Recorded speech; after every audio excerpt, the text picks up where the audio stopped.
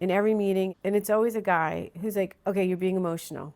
And if they want to perceive me that way, then perceive me that way. The second time they say it, I then tell them if they want to see dramatic or emotional, I will bring it because I know the difference. Constance, welcome to Women of Impact. Welcome back. Welcome back. Yes. It's been a long time. It has. And homie, you are such a freaking badass. Ugh. Honestly, I surround myself with a lot of amazing women. I'm very fortunate like that. But you, every time I think about a woman who can stand up for themselves, a woman that doesn't give excuses, a woman that doesn't allow someone to push them around, you're like at the top of that list. And what I would love is to actually start with the story where Snoop Dogg totally disrespects you and ignores you. Well, it wasn't just me, so I want to give him, I have to like just set the tone. It was a room full of a lot of Hollywood type people. It was one of his first meetings at the company I was working at the time, where he'd just become a client, and he was testing everybody, and that's really what it was. And he walks into this big, like old kind of bankers type conference room with the big, you know, brown everything, and he had on a purple fur coat, I'll never forget this, and he sits at the head of the table and turns his back to everybody.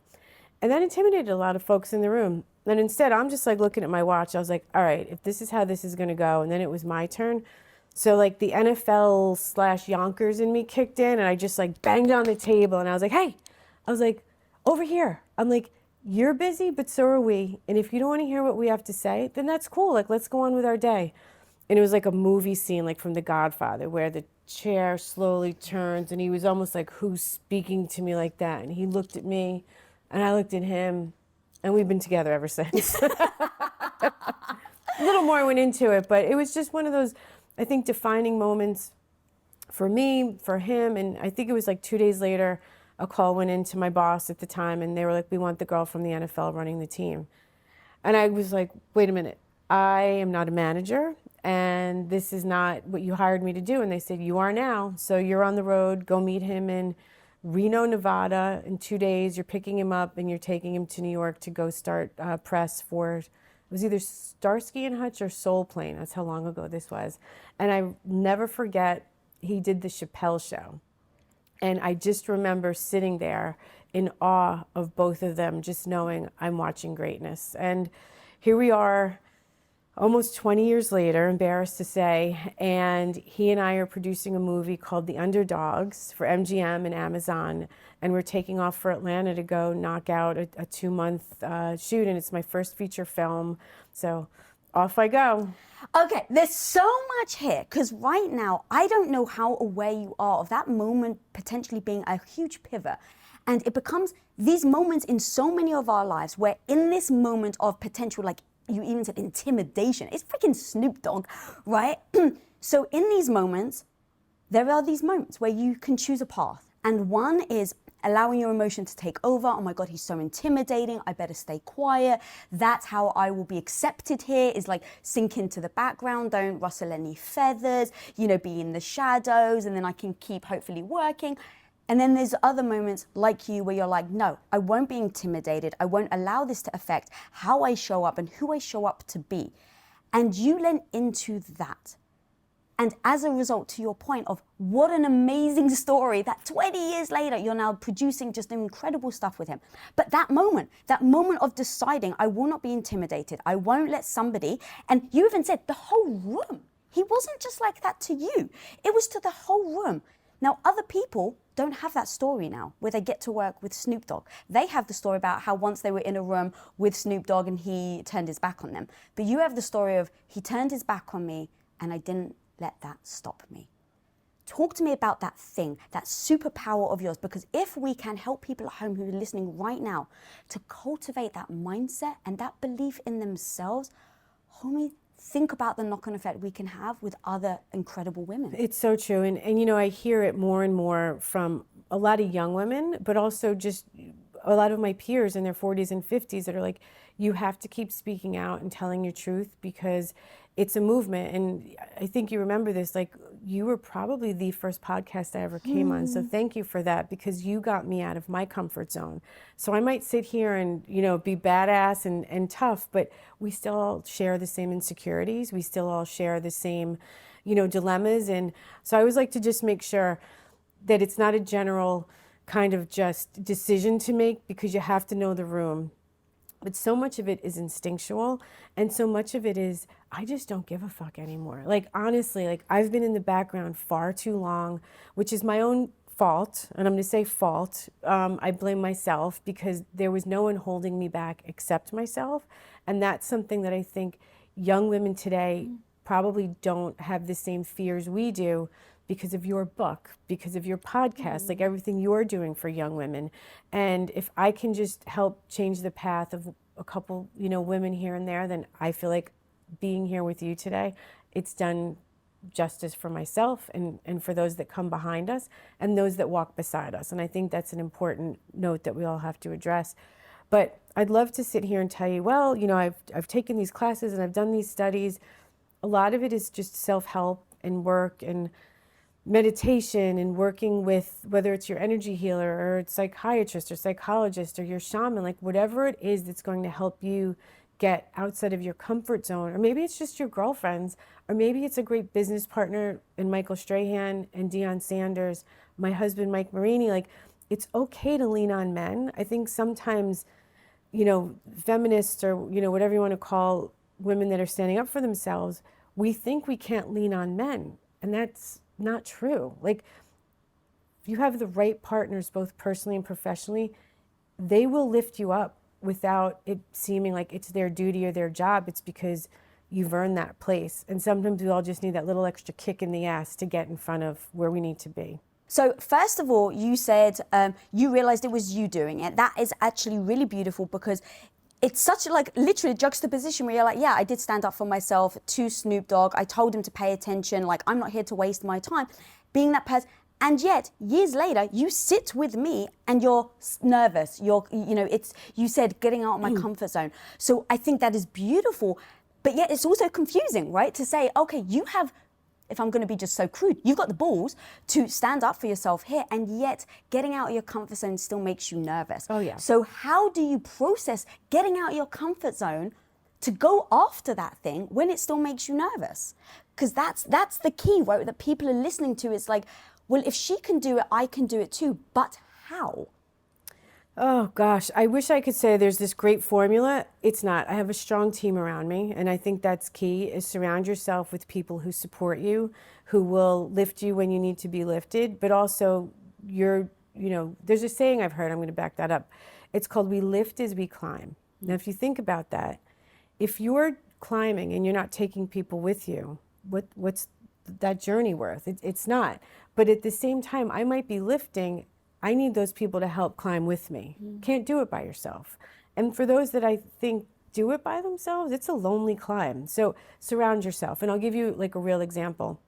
I just got more active on my social media, because it'd be like, all right, let me post here or there. Everyone loves my 9 to 6-year-old mother. That's easy and fun, and my dog or my husband and my friends. But I very rarely would post about myself. And so Scott Schmertz, who heads up social media at SMAC, he said, it's time. And I was like, what do you mean it's time? He's like, we've got to start getting you going. And you're so great at it. You. Oh, thank you. I'm saying you. And like, you've been a big inspiration for us both. And that's what it is. It's like, I just have to go for it. And you know what? If somebody unfollows me because they don't like what I'm saying, I don't care. Like, I'm not making money off this. I'm not doing it to try to go get a brand or make money. I'm doing it truly because I want to not just help others, but also help our business and help everybody that works at our business. So you just have to think about how you can help others by getting out of your comfort zone, and that, I think, will lead you there. Because when it's just about yourself, I'm speaking for me. Yeah, Let me just be clear. I'm not knocking the people that are doing it for themselves, but for me and what you do, like, we're doing this to help others. Like, and that's what gets me through it. And will I watch this podcast? Somebody's going to make me from my team. I know it, but otherwise, I normally won't watch what I do. I can't read my interviews. Like, I get very uncomfortable just doing it. But everyone's like, but whether it's what we're doing with Coach Prime in Jackson State and the whole HBCU movement, or again, it's my 28-year-old Corral who's running the Strahan business at 28.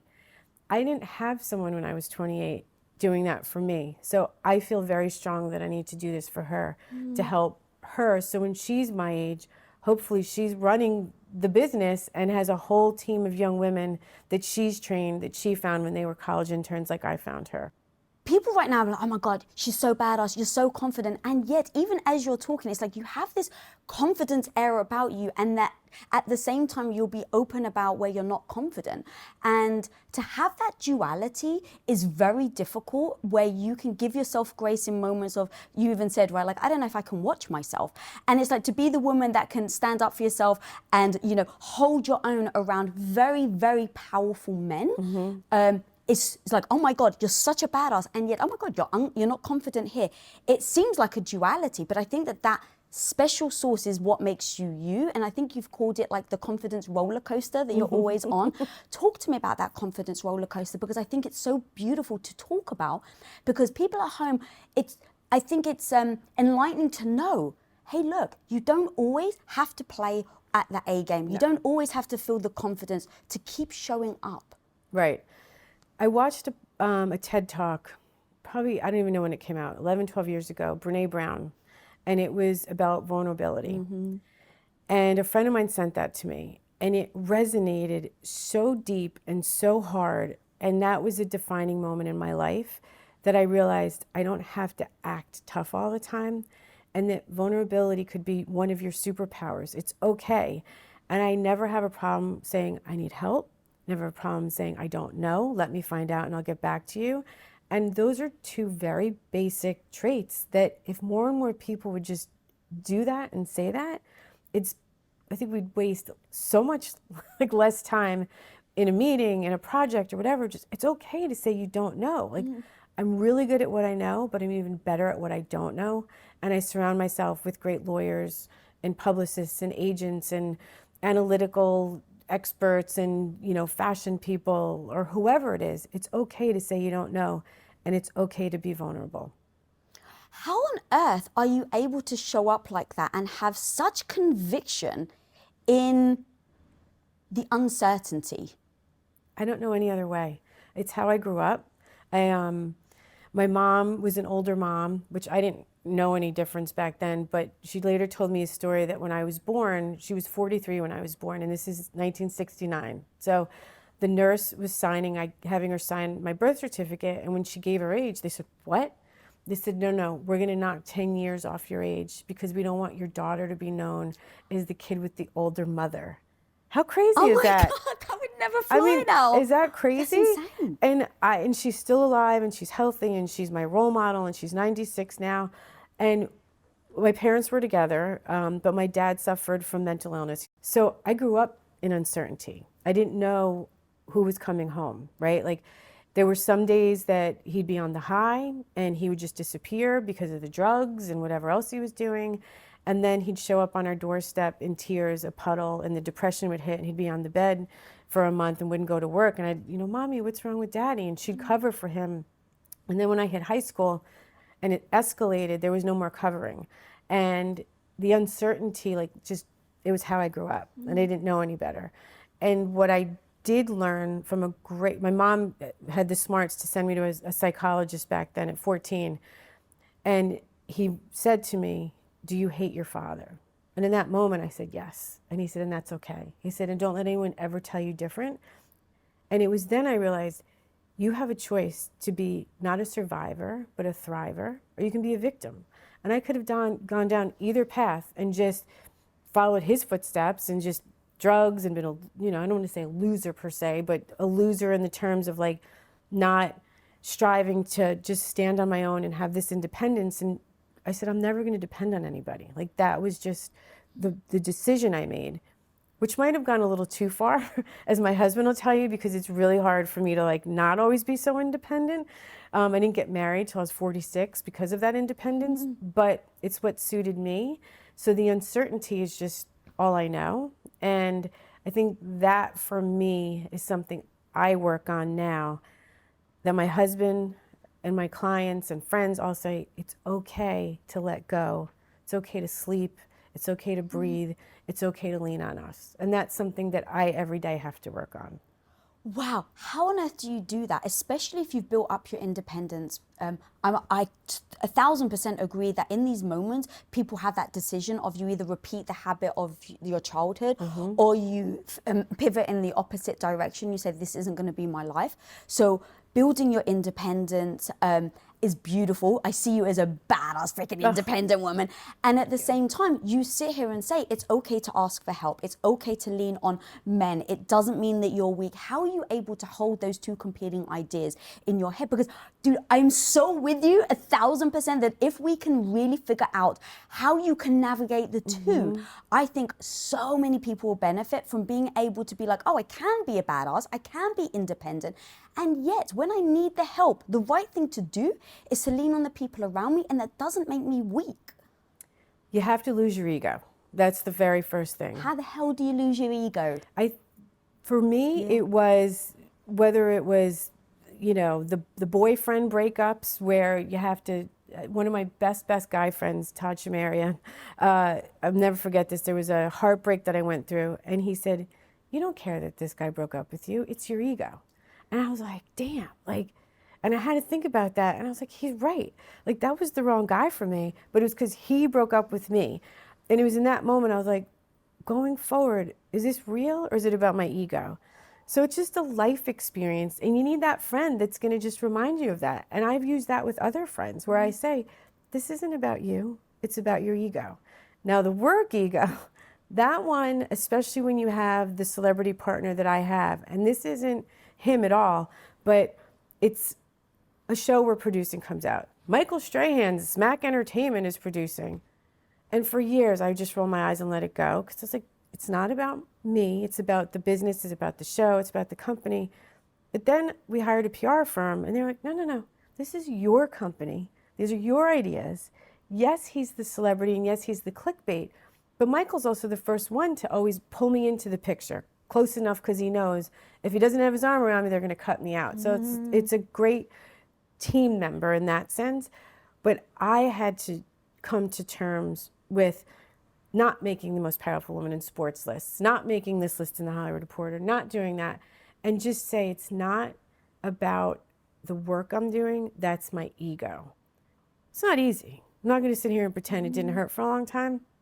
But as our company grew and our businesses were taking off and our shows are getting nominated and we're doing more in the documentary space and we've got non-scripted, you know, Aki-follow shows coming out and working on this first feature film, I'm good.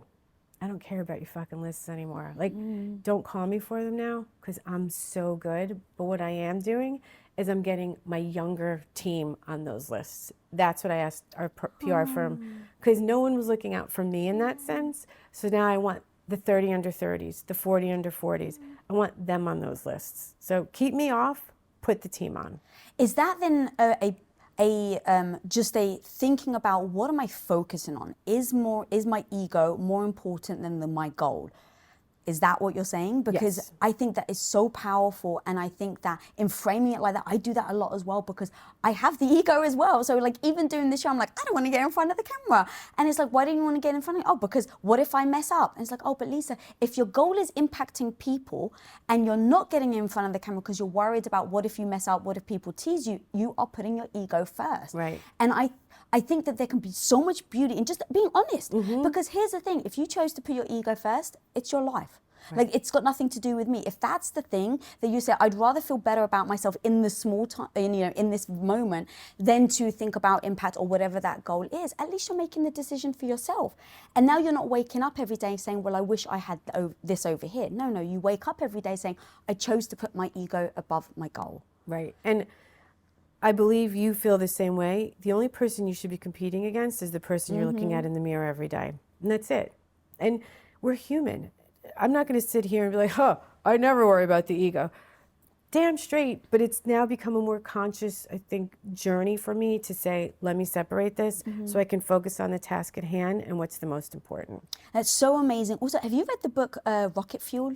I haven't read that one yet. So to your point, like I used to really struggle with the ego, when we first started Impact Theory, I was so proud of Tom being in front of the camera, and I was helping behind the scenes, and then it ended up being over time, right, like Tom's amazing. And it wasn't that I needed my name like specifically, but the recognition that there is a foundation, that he couldn't do what he did unless I showed up to do what I did. And it was really hard, like the whole ego thing, even though it was, 'cause I was even more torn, because I'm like, it's my husband, I want him to do well, like I'm so happy that people are giving him the accolades, but that little ego sting was still there. And I read the book Rocket Fuel, and what it does is it breaks up, look, you've got the rocket, the big shiny thing that everyone stares at, right? Michael Strahan, Tom Bilyeu, my husband, right? Like it's larger than life. Then you have the fuel, that if the fuel isn't there, the rocket doesn't do anything. The rocket doesn't move, the rocket doesn't progress, the rocket just stays there. So the fuel to the rocket is actually even more important, or just as important. But no one cares about the damn fuel. Right. So I realized I was the fuel, my husband was the big rocket, and actually I need to find value in knowing how valuable the damn fuel is. Not have other people tell me how important the fuel is, but me know how important the fuel is. I want to go something that you said earlier again about like, what up, homie? I got something free and new to share with you right now. How often are you visited by that negative voice in your head telling you that you're not smart enough, that you're not good enough, experienced enough, not fill in the blank? One of the most powerful things you can learn to do in life is to turn that negative voice into your bestie. And I want to teach you how to do that and so much more in my 4 steps to becoming confident workshop. And guys, the most amazing thing is you can actually register for completely free for this workshop. So click the link on your screen and I'll see you on the inside. You chose not to be the victim. That is so powerful. And yet it's so hard to do. Because sometimes when some things happen to you, you have every right to. You have every right to say, this really sucks. Why me? This shouldn't be the way life is. And yet, I've heard you say so many times, there is no room for shouldn't, or it's not fair, or if. No, it's when. It's how I show up. Is that a stacking stone mentality that you've done over the years? And then if so, how do you start to keep, or how do you keep building on it so that it doesn't fracture when someone comes to try and like break it? People try to break it daily. I mean, let's be honest. I said to Strahan or Coach Prime, you know, Aaron Andrews, any of our you know, clients and friends, I just want to wake up one day and not fight. Every day there's a fight, whether it's a fight to get a return call, a fight to get a show on the air, a fight to get the announcement of the show that took us 1.5 years to sell, a fight to get this product in the stores, a fight to say, why can't we get this category? Like whatever it is, it's always a fight. And when I say fight, because I know everybody takes things so literal, I don't mean we're MFing people and we're yelling this. It's just, it's a constant battle to move the ball forward. And I believe that when you hit a certain level of, whether it's your career or just how you operate, how you vibrate, that's what it's going to be. Because the minute I become complacent, I think you don't care anymore. So that's probably where I'm not going to be the victim comes into play. It's because I hold myself to that higher standard, which then energetically attracts the same like-minded people. I'd like to think that everybody at SMAC and that's attached to us, you know, peripherally all vibrate at that same level, that we're all trying to move the ball forward. And it's the outside factors that are trying to kind of intercept the ball, not to get too football term here, but that's what I know. And it's a struggle to just sometimes breathe and say it's not personal. And I think that's a big part of it. We always say show business isn't called family business. It's called show business. It's a business. And you have to take that step backwards and just remember, this isn't personal, and just recalibrate. And you're going to get knocked down a couple steps, but then tomorrow when I get up, I'm going to go that extra step to make sure that we're moving forward. And that also takes you into that, you know, realm of when is it okay to let something go? Like there's a show we've been developing that after the 4th iteration, I just looked at the team and I said, I think the universe is trying to tell us it's okay to let this one go. And it doesn't mean we did anything wrong. It just means this wasn't the right one. And let's put our energy in something that we know we really can focus on and win. How do you do that though, in those moments of like, because the last word I would ever relate to you is quitting. And at the same time, you have to let go, right? You have to kind of move on. And so many people hold on to that means I'm a quitter. How do you make sure that you don't? Because obviously talking about like the ego and stuff, there is a bit of that I can imagine that seeps in. It's like, oh God, is this just like, is this because we haven't pushed enough? Is that because we haven't like given this enough time and attention? How do you know when to make that pivot and not take it on as a reflection of who you are? I don't look at it as quitting. I look at it as letting go. I think that's a really important definition, to just understand that if it was after the first try, it's a quit. But if we've gone back to the drawing board and said, all right, let's shift this to try this, let's shift to try that, and we keep sitting down and keep trying, it's not quitting. It's knowing it's the wrong time, it's the wrong project, it's the wrong idea. Maybe we pick it back up in a year. We're doing that right now. There was a project we took out before the pandemic and it was passed on. But someone called me and it's like, hey, da-da-da. I'm like, I was like, find this treatment. And like, they dug it up. I said, let's freshen it up. We're taking it back out, because I let go at that time, but I still believe in that and I'm taking it back out. A lot of it is instinctual, your gut, knowing the marketplace at the time. And look, we're in an uncharted territory. We've come out of a global pandemic. There's war going on overseas, which is impacting so much of this happening here. There's inventory issues. No matter what business you're in, it impacts everything you're doing, personally, professionally. So those are factors you have to take in and then make your decision. So I don't look at it as quitting.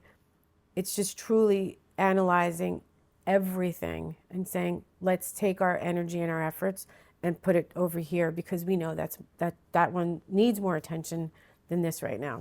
There's so amazing, but how do you make sure that it's not about you? Like, and the reason why I ask that is I find it difficult myself sometimes is not taking things personally. That's the thing that you were saying, right? Like, you don't take things personally. And in these moments, I'm always kind of thinking, is this because I'm not good enough, or is it because the project isn't good enough? Like, because separating those can be a difference between knocking your self-esteem and stopping ever progressing, or going, oh, okay, I can learn from this and now I'm going to move on. I am great at the business. I'm great at representing our clients. I'm great at representing the projects. I suck at standing up for myself. So maybe that's a little bit where the work that I have to do a lot more of. When I'm in my zone for the business, for a contract, for a show, no self-doubt there. I just know it's not the right project, or we've tried, or this or that. But if I have to stand up for myself, it's everyone around me that has to come to me and say, you've got to da-da-da, you've got to da-da. So we got to keep breaking this down, girl, because here's the thing. I'm sitting here so wide-eyed because I can't believe you said that. And at the same time, so many people are like that. So many women are like that. I wish I had this stat on hand. I've got a bad memory, but it was something like, most women are 80% more likely to fight for somebody else that they know than they are to fight for themselves. You have to wonder if that's part of our hormone makeup, our genetic makeup, and how we were raised. It just, I'm an older person, I'm young here and here, but the bones are in their 50s. And I spend so much time talking to the 20 and 30 somethings, say, don't be me in that area. Be me everywhere else, but don't subscribe to not feeling good enough, not feeling like you belong at that table. And it was not probably until my 40s, late 40s even, where I was like, you know what, there's no seat at that table for me. Well, fuck you, I'm building my own table. How did you get to that point then? Because if we can ideally identify, hopefully people, because I'm the same girl, it took me to like my late 30s, 40s to adopt this idea and this feeling, and just saying, well, fuck it then. If we can like bottle it up and give it to the 20-year-olds, like it would just save them so much time. What do you think happened between the person that was like looking for the seat and now the person's like, I'm going to fucking bring my own seat to the table and not wait to be invited? Because there were years I didn't have the seat. And I just got sick of it. And then an opportunity, would present itself, or I'd be in a meeting, whether it was Michael or Deion or Snoop, that they're looking at them and they're talking to them. And the guys know full well, it's my, brain, it's my project, it's my this for them. But they're the ones just, and to their credit, they would always kick it over to me. And I was just mad and angry. And then at that moment would come where, whoever it was would say, well, Constance, and at that point I'm like, oh, I'm sorry, did you say something? Because you just like, and I stopped taking those meetings. And it was a process. It just took time. And again, it took the guys around me, which is what I go back to earlier. It's okay, to lean, and they lean on me. Why can't I lean on them? Because it's always helping all of us together. That it was just opportunity or just incident after incident that I had enough. I just had enough. And that was really it. And also, I do have to really, I know my husband doesn't think I see it. I have to shout him out because he supports me so much and really has just been there. And Mike, I mean, he's a very masculine man, very successful in his own right, who had this whole big life before me in a different way. And then coming into my life, he likes to say he's never thought he'd be so emasculated, or that his wife would have a bigger penis than him. But with that said, we both support each other. And it was new for me to have this man constantly lifting me up, picking me up off the floor, because there were things that had happened, whether it was a lawsuit that just took everything out of me emotionally and took a lot of my confidence out of me, that he'd come home and I'd literally be laying on the floor crying. And he'd come home and she's like, you got this, you got this. And it was those moments that I learned I could trust somebody. And I'm not saying everybody needs a man. I don't want people to walk away like this is the finale of Sex and the City and like, I don't need a man. I don't need a partner. That's not what I'm saying. It was just, for me at that right time, the right guy came along and he taught me to trust. And that was really, really important for me. I really want to drill deep here because there's nuance to everything you just said.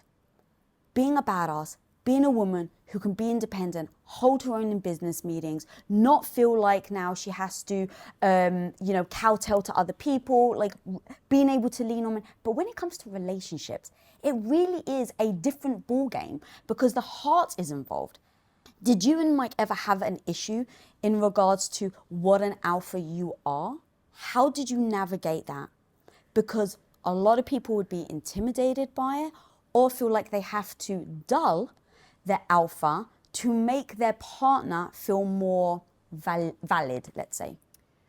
He knew what he was getting. I mean, that's just the bottom line. We were lucky. We were introduced by mutual friends, so we'd known of each other for years. So he was very aware of my career and everything going on.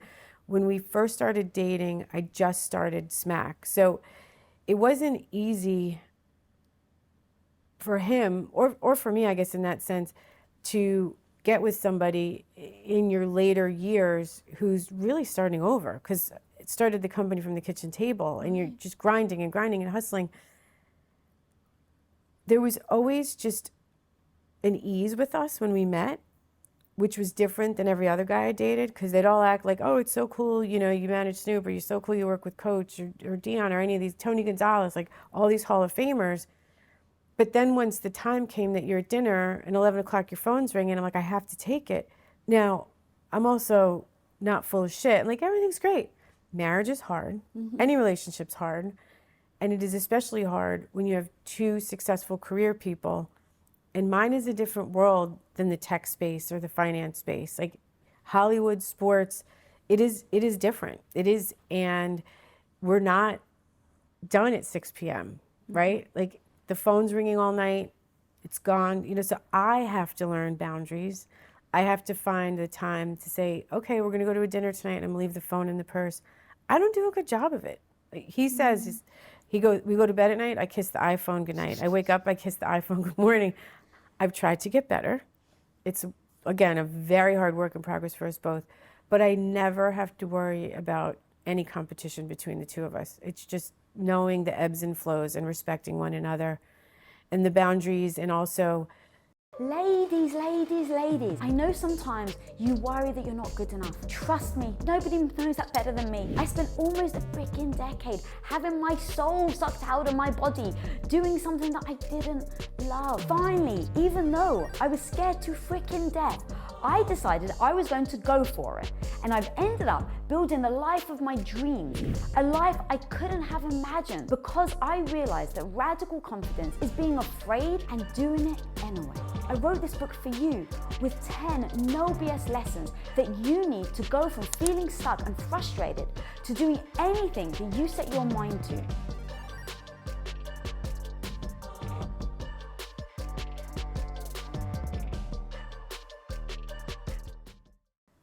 As an only child, I like my alone time.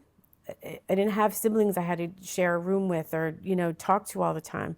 So that's another piece of it. There's, on top of being a crazy workaholic, I do like to settle into my alone time. So it's a constant work in progress.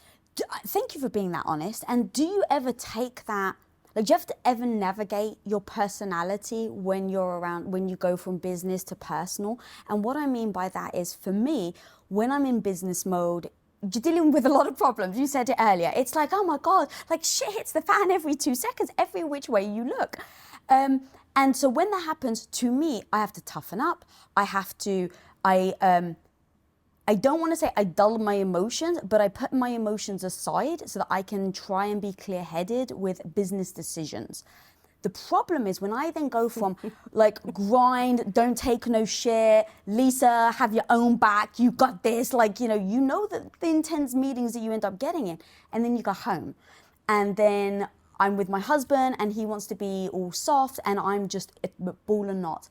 I've had the discussion with Tom where he's been like, you're bringing your hardness into our relationship and now it's becoming a problem in our relationship. Have you ever had that? How do you navigate that? I was going to ask you for tips. It's Really? hard. Yeah. How do you do it? I still don't know. It's as long as you're honest about it, you vocalize it. I think that's all you can do. It's see the issue, address it, and work on it. Nobody's perfect. And I think anyone that pretends it's all perfect, they're full of shit, right? It's work, but it's work that I can't imagine living my life without him. So it's worth it. And for us, the pandemic actually brought us closer because we both traveled so much that on March 12th, 2020, we hunkered down in our house out here. And for those 2 years, you were together and it was just sort of like, there were moments, right? But it was time that we never had together, ever in our relationship. So as awful as the pandemic was, that's something I'm forever going to be thankful for. Playing Rummy Cube, playing backgammon, walks when we were allowed to be outside. Just those things really brought us closer together and really strengthened our relationship. Yeah, God. In those moments when you get tested, that's what makes you stronger. And with the male feminine, however you want to like word it, with Tom and I, we were very honest with each other. And so Tom, because I started as a housewife with him, he said that he missed the softness of the wife he first married. And because I went into entrepreneurship and I had to develop grit, because as we were building Quest, I was surrounded by 40 employees and let's say 70, 80% of them were ex-convicts. Because we were the companies like, we don't care, what your background is. Which is a beautiful thing. Who do you show up to be? Are you willing to work hard? And if so, we'll give you a chance. And so here I am in situations where I have to toughen the fuck up.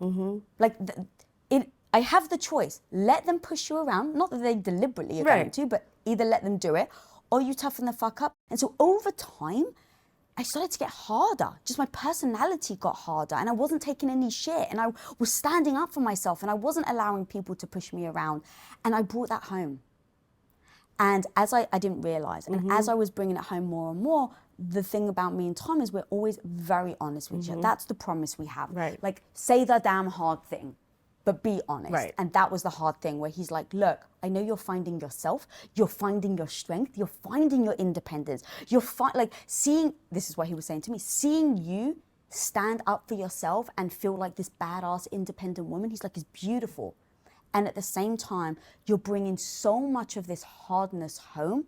I miss the cuddly, warm, partner. And so I had to really assess that, and I had to come up with tools and tactics for me to be able to shift. So to be able to go from how do I show up, be a badass, rock it like Constance, and then how do I unwind and be a softie. And when I say a softie, I love to feel like that as well. It's not like doing it for the other person. And it all became like my armor, my clothes, I realized. So taking my jewelry off, taking off my high heels, putting on my pajamas, I would wipe my makeup off, tying my hair back. I realized was a transition for me from work to then going and hugging Tom. But I had to go through this transition before then I could talk to him and have that like softness. And so these are the things that I'm so fascinated in talking to, especially women like yourself, who has a thriving relationship, but is very open about these are the difficulties of having both. Yeah. It's funny you said that about the transition when you come home, because I do that, but I never realized subconsciously that's probably the same thing. The minute I come home, I say hi, and I go upstairs, and I put my sweats on. And obviously we're going out, but if I'm home for the night, it's like sweats.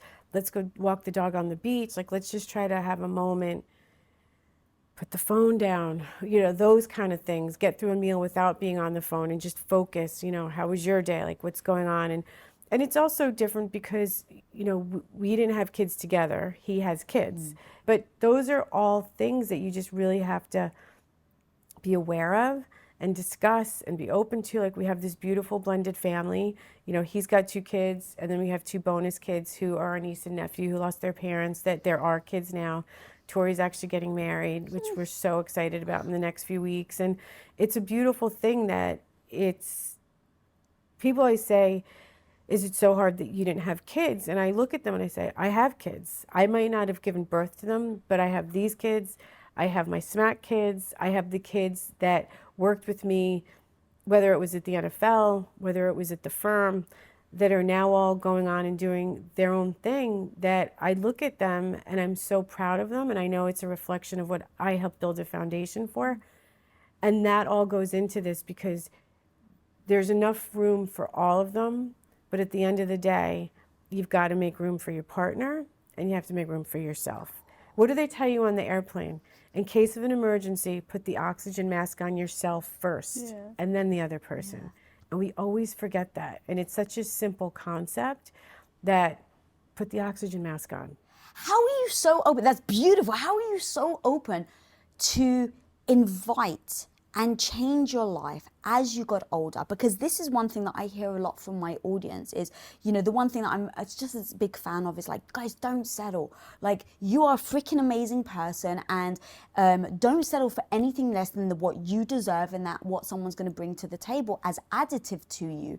And so I'm really fascinated of these like badass women like yourself, where it's like, what did you meet Mike and decide to have a full-time, like a marriage later on in life because you chose not to settle? Like, what was that thing that you had later in life? And how are you comfortable enough to let someone in as you start to get, as we get older, we get a little more dogmatic in how we think, how we show up, who we want to be. So how are you able to actually let somebody in and not make a mistake, or maybe you did make a mistake earlier in life with being with the wrong partner? Oh gosh, I made tons of mistakes. Are you kidding? It was like the old kiss the frogs to find the prince. I kissed a lot of bad frogs. It was, A, I didn't want to settle, and B, I was okay being by myself. That was always what it... You've always been okay with being by yourself? Always. Does that stem from being an only child? I think it stemmed from, trauma is the first word that comes to mind, but it's not a word I like to use. I think it's the trauma of the way everything went down with my parents, and just, with my dad just being so manic, just didn't know what was going to go on, that I was like, I'd rather be alone than ever be in a situation like this. And I fell into some bad relationships, unavailable people, and all the things. And then I just loved my career. It's one of the things, it's not work if you love it. And that doesn't mean it didn't come without struggles, of course. I don't ever want to think like, oh, you had this like easy breezy, no. I don't want the message being taken away. But at the core of it, I always loved what I was doing overall. Yeah, there's day-to-day bullshit. So I was able to throw myself into it. And in my early 30s, when I moved to LA, I was traveling the world whether it was with Enrique Iglesias, you know, Kelly Clarkson, and then Snoop. I mean, I saw the world with him, and I'm so thankful to him for that. To have gone to Russia, which I know I will never go to again, to see Australia, New Zealand, and Africa, and all these places while he was touring and giving his gift to the world, that I loved it. I was immersed in it. Yes, I dated here and there, but A, they weren't the right person. I knew it. Might have been fun at the time, but there was too much just like while I was building the business side of it, that when I got with Mike, I didn't think about who texted who's calling who. When people would tell me when you know, and you roll your eyes, you really know. It just was easy. And was that a big part of it because he kind of he accepted who you were?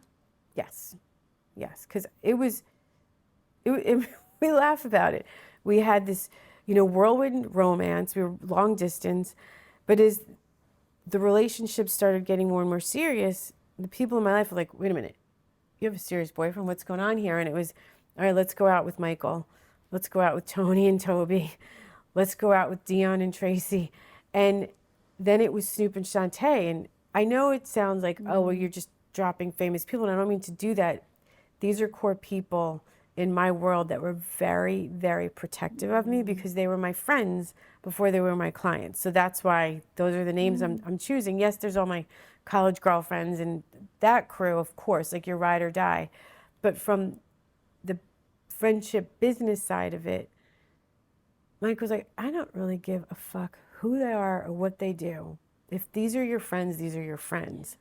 And that for me was like, he's the one.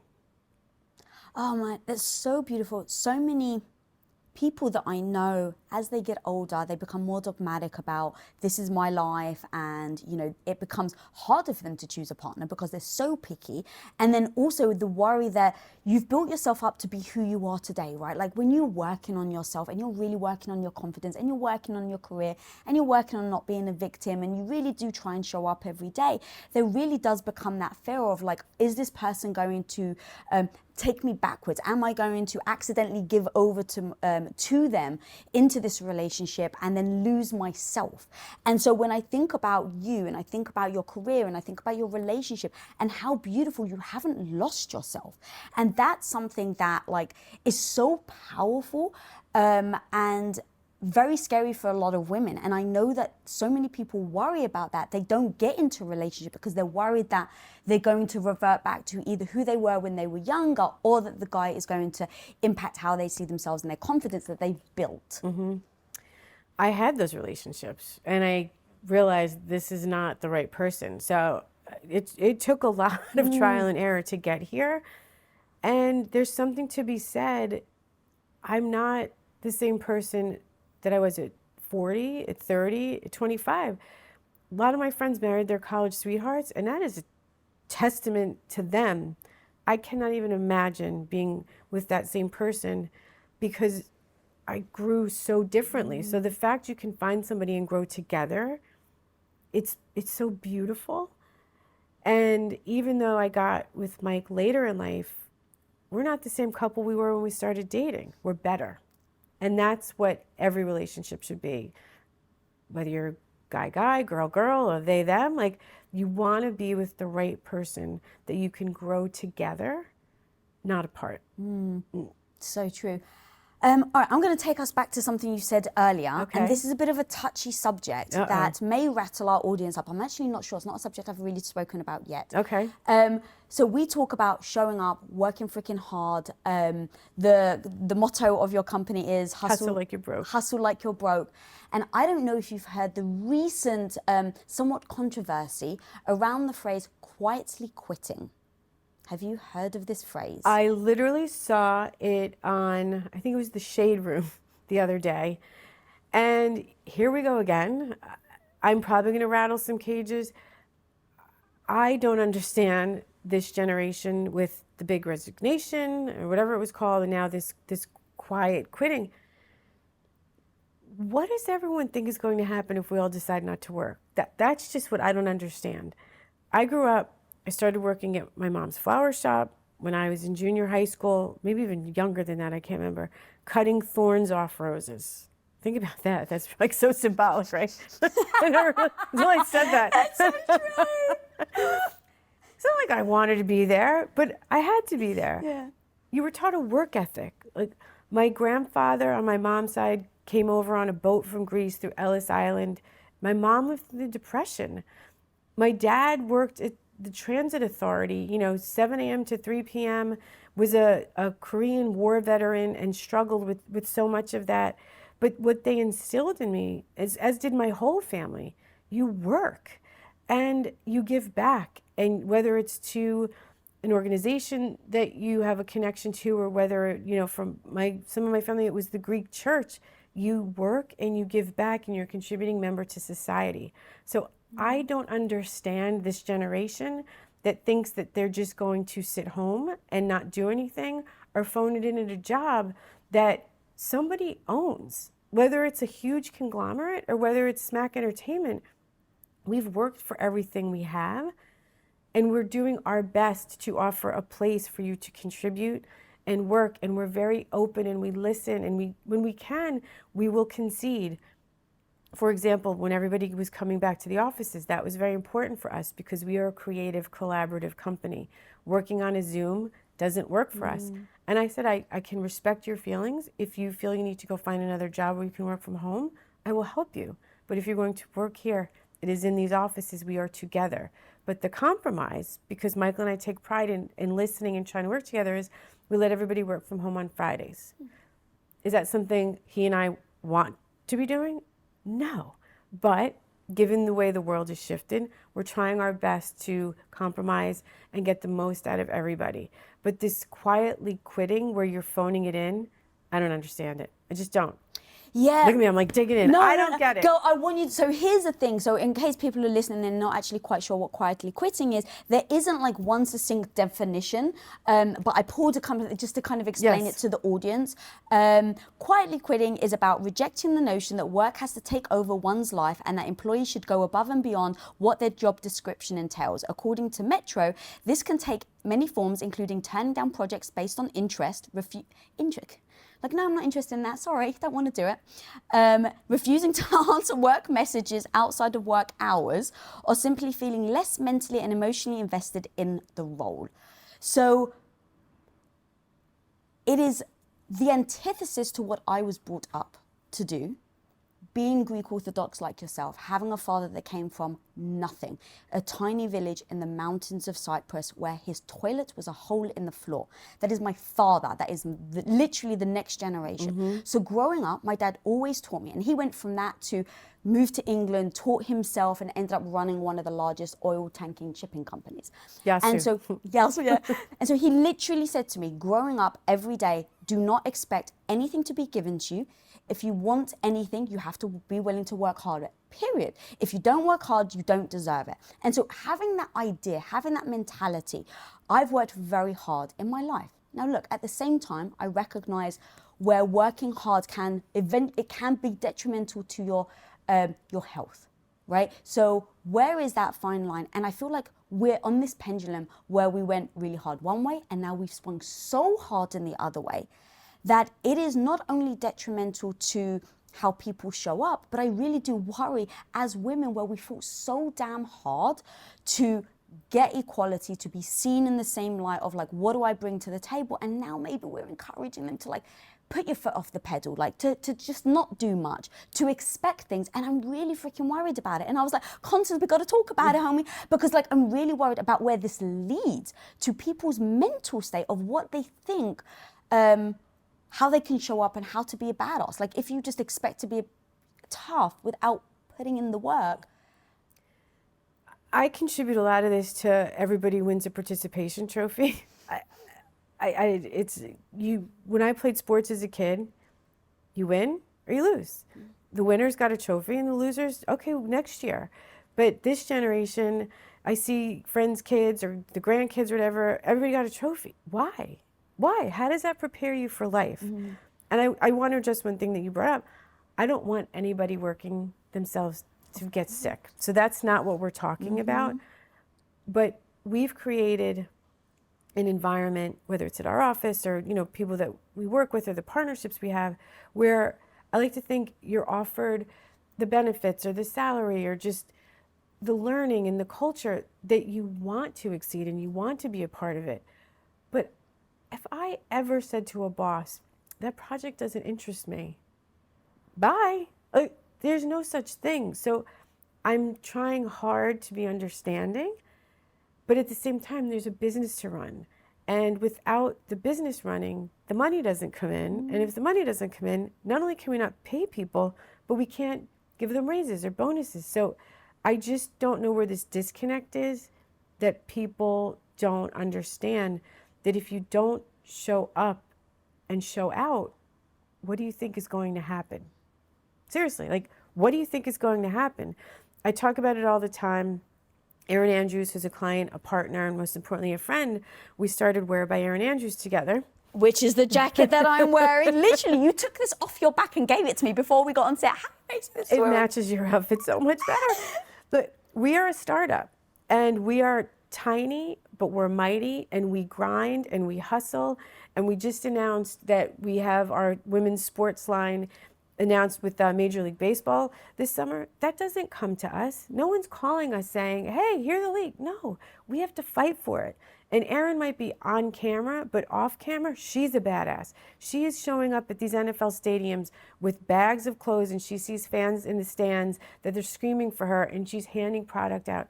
She's doing whatever it takes, as is everyone on our team, to build this tiny female-owned business that, yes, there are people that are giving us an opportunity, like Michael Rubin at Fanatics, the sports leagues are. They gave us the opportunity. That's it. Yes. It was up to us to show out. If we all were quietly quitting, this business would have been extinct already. It'd have been done, and we're only 3 years old and in the middle of the pandemic and dealing with inventory issues, all the things. But whether it's the generations or our parents, how we were raised, everyone on this team busts their ass every day, the weekends, because don't forget, sports is 24/7, 7 days a week. Everyone's showing up. Maybe it's because of the culture we have, I'm not sure, but we all believe so much in what we're building and what we're doing that it's not a job, it's truly a passion. And there's other people that actually said to me, the gift that you're giving. I was like, what do you mean the gift? They're like, you've answered something for women. Women don't want to wear a big oversized jersey or be bedazzled. I shouldn't say all women. There's a market for that. Yeah. And there's already a huge supply of that. But for women like us, for example, I wanted to support my team, but I didn't want it, blah, blah, blah. Like, I wanted to wear something that I could wear out to dinner, to the bar, but also show up at the games at. So that's a gift that we feel we're giving to women. And it doesn't just happen every day, whether it's our partners at 5 Star designing new lines on the weekends, this, that, making sure there's something that's out there. It's a team effort, but the reward is in seeing someone like you rocking that because you just liked it and wanted it. And it makes me so happy. And I can't wait for Erin and the team to see this and know, like, you're our target audience and you got it and it worked. So don't quietly quit. Find the right job that you don't want to quietly quit. Maybe that's what it is. I don't know, but you've got to be a contributing member to society, or I don't know what that becomes. I didn't major in anthropology or sociology, but I'm sure the studies on this are going to just be mind-blowing. God, so the reason why this is so important, and you've just literally laid it out, I live in a world that is not in the world that I wish it was. So I wish, as women, we could show up, do the same amount of work as a man, and it be taken as equal. And the truth is, it's not often like that. And I actually have a quote of yours that I'd love to read. The main challenge was what a lot of young women still face. Guys getting brought in above me because they have connections. That happened 3 times. Instead of quitting or giving up, I worked 10 times harder. It put the battery in my back. So if now you have to show up to work 10 times harder, and now the message out there is quietly quit, I'm fucking petrified. Petrified. It's not going to work. It's going to backfire, and the ramifications will come years and years and a generation from now, because I don't want any man or woman, but especially a woman, to lean into this and then 2 years from now, bitch, because that's what's going to happen. Oh, thank you. Yeah, so true. Wake up. Figure out what, if you're not happy there, there's so many opportunities, there's so many new industries and so many people willing to help and lend a hand. Reach out, ask, find it, take it. Get the help when you need it. It's not what we're saying, but to just sit home and watch bad TV, get your ass out there and find something you love to do and do it. Yeah, I love that. And then also just the power of words, right? Like there's a reason I lean into the word badass on purpose. In saying it out loud, I feel like a badass. In saying it out loud, I feel like I'm like, yeah. Right? So like, I find that word very powerful. And so I use it in every which way where I want to either motivate someone else or motivate myself. Now think about what the word quit is doing. Or even quietly. It's not, right, like you're a freaking force, Zoe. So like you come into a room, people know Constance is there because you're a force. There's nothing, I think this is a compliment, there's nothing quiet about you. And so I really do worry about the word quiet, that we're encouraging women, and I'm just gonna like focus on women for now because that's kind of where in life, that's where I focus on. But like that we're encouraging women to be quiet again instead of standing up for themselves. And then also we're encouraging women to quit when sadly right now it's hard to get noticed even when you're working 10 times as much. All of what you just said. They need to read your book, Radical Confidence. Thank you. Seriously, but that's what it's about, is radical confidence. Find it. And again, I'm not saying it's easy out there, especially for a struggling single mother.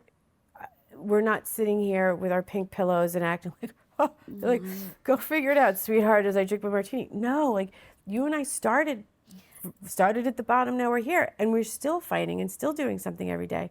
But you can't quietly quit. You cannot. I can't stress it enough.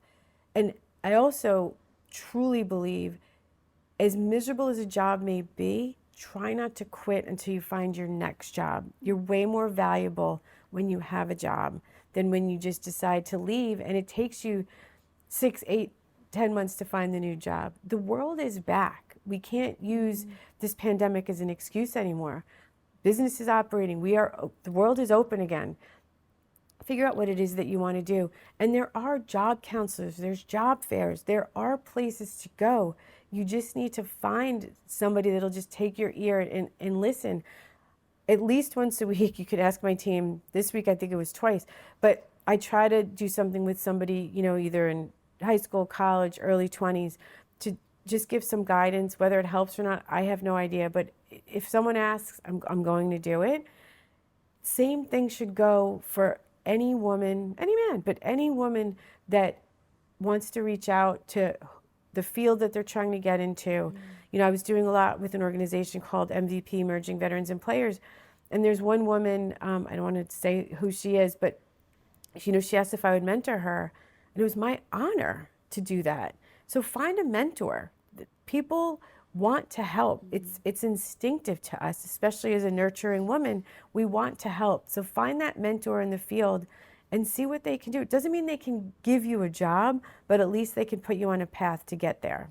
Oh my, that's so amazing. I love that you do that. And as I was, I know you so well that I so admire the woman you are, your badassery. Does anyone find you intimidating? I try not to be intimidating because I don't think I am. So it's hard to try not to be when you already don't think you are. That probably makes no sense whatsoever. It actually makes perfect sense. And that's why I asked it, because you don't feel like you're being intimidating. And there's this really weird fine line that I'm kind of obsessed with to talk to women about, between the fine line between confidence and people are like, oh my gosh, she's so confident, I want to be like her, and then arrogance, where it's like, oh, look at her, she thinks she knows everything. And it's so damn fine that it can be very detrimental, I think, to the person. So for me, as I was building my radical confidence, I was like, I'm freaking petrified all the time. I'm insecure all the time. So building my radical confidence was very hard for me. So then I get more and more confident. I adopt more and more of the behavior, the mindset, the tips and the tricks that I know how to show up. And so I become really proud of the woman that I'm becoming.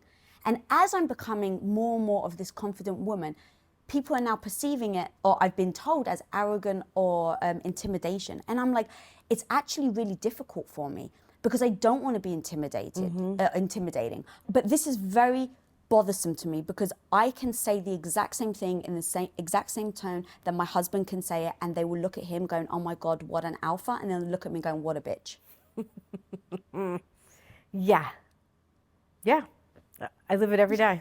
I don't even know what to say. So how do you swallow it and keep going? It's probably a lot of my neck and back pain from swallowing so much. It happens all the time. I think it's getting better. Let me start by saying that. I do believe it's getting better because of the work you're doing, the book you wrote, your podcast, me coming out of my comfort zone, and a whole bunch of other women that we respect and admire, podcasts we listen to, because the 20-something-year-olds are hearing that message and finding their way at 25 versus 35 or 45. Yeah. So I'd like to think that our discomfort is helping navigate the younger generation. But how do we then help the people closer in age to us? Because it's never too late. That's a message I always want someone to get across. At 53, I had no idea this is 53. When I was 23, 53 to me meant, oh, you're about to retire. Geriatric. Yeah. I'm just getting started. I'm just getting started. So I do now make a conscious decision in every meeting, in every conversation that, and it's always a guy who's like, okay, you're being emotional. Not to either choke him out if we're in a room together or reach through the Zoom or the phone and choke him out. Because I know I'm not being emotional, and that's his problem, not mine. Can I do that every time? No, I'm working on it. I've gotten much better about it and realizing this isn't my issue, it's their issue. And if they want to perceive me that way, then perceive me that way. The second time they say it, I then tell them if they want to see dramatic or emotional, I will bring it because I know the difference. Do you really say yes. that? And that's when they usually kind of catch themselves. That's a trick that I started doing. That's so powerful. And you've used that because you realized it bothered you. You felt like... Minimized, marginalized, whatever the right word is. Pissed off is my fucking term. Yeah. Pissed but it's their way of trying to silence you, Correct. right? And obviously then when you feel silenced, like you almost, at least for me, I kind of process it because I'm like, I really want to defend myself now. But then even in defending myself, they'll be like, oh, see, I told you she was emotional. And you're like, bring the next. It's ridiculous. So I love having a strategy like that because in those moments I need something to go back to so I don't get overly emotional. Right. Like I need a line. A trigger. Like a trigger, yeah, like a line. Like, okay, when he triggers this, or maybe even she, when they trigger this, repeat this line. Right. Because I think that using that is a real cop-out. Like, oh, you're just being sensitive. Like it is a cop-out for someone to throw at you. But yet sometimes what I'll do, if I get that, I try not to be so dogmatic and I go, oh, are you sensitively? Like I'll almost just ask myself because the ego can also step in. Right. We're like, don't you fucking tell me that I'm too sensitive, right? And so now you're like, well, who do I want to be? I want to be the person that always learns and grows. And can I be too sensitive sometimes? Yes. 1000%. So acknowledge in these moments, but then also to your point of like, what is their intention? Their intention right now isn't to actually help me and be like, look, you're a little sensitive right now. Their intention is to shut me up. Their intention is to marginalize me, minimize what I've just said. And you're right, it's women too. I mean, it really bums me out the more and more women that you meet that aren't leaning in to try to help and feel the need to put you down to lift themselves up. That's got to stop. Why do you think that is? Insecurity. And I just learned with them, they're not people I want in my circle anyway. Yeah. Dude, you are freaking fire. I could talk to you forever. Where can people find you? Where can people find this new clothing line? That guys, check this bad boy out. I'm going to do a little spin. I'll do a little spin for you people. So we have this one in all 32 NFL teams, and it will be available on Fanatics and NFL Shop. And we also have our NBA line, our NCAA line, and we just now launched Major League Baseball. Oh my As a lifelong Yankees fan, to have like a line that I am a partner in and be rocking my New York Yankees, it's like a dream come true. Well, I thank you and Erin on behalf of every single woman out there that has been annoyed with the fact that they love sport and don't have anything sexy, cool, hip to wear. So thank you on behalf of every single woman out there. You're welcome. And then thank you, homie, for coming. Thank you for having me. Guys, check out this woman. She's so freaking amazing. She always shows up in her true self.